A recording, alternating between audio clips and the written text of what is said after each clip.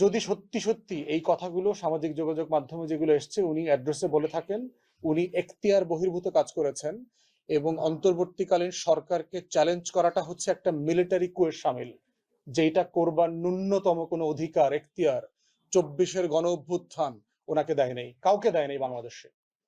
এবং উনি বিভিন্ন বক্তব্যে বলেছেন যে আমি অভিভাবকহীন। আপনার অভিভাবকহীনতার প্রশ্ন আসতেছে কোত্থেকে? দেশে তো সংবিধান সাসপেন্ড হয়নি এখনো, দেশে অন্তর্বর্তীকালীন সরকার আছে। উনি বলছেন যে এই সরকারের ম্যান্ডেট নাই। ম্যান্ডেট নাই তো চট্টগ্রাম বন্দর এইটা সেইটা এগুলো নির্বাচিত সরকারকে করতে হবে। ম্যান্ডেটের প্রশ্ন আলোচনা করবার জন্য উনি কে? ম্যান্ডেট আলোচনা করবে পলিটিক্যাল পার্টিস, ম্যান্ডেট আলোচনা করবে সাধারণ মানুষ, ম্যান্ডেট আলোচনা করবে।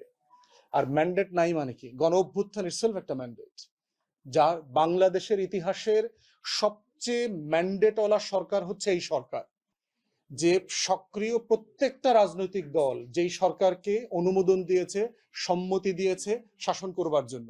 বাংলাদেশে 53 বছরের ইতিহাসে এই রকম ম্যান্ডেটওয়ালা কোনো সরকার আসে নাই। সেই সরকারকে সে বলছে সরকারের নাকি ম্যান্ডেট নাই। আপনি কথাগুলো বলেন কোত্থেকে? এগুলো তো ইন্ডিয়ান ন্যারেটিভ।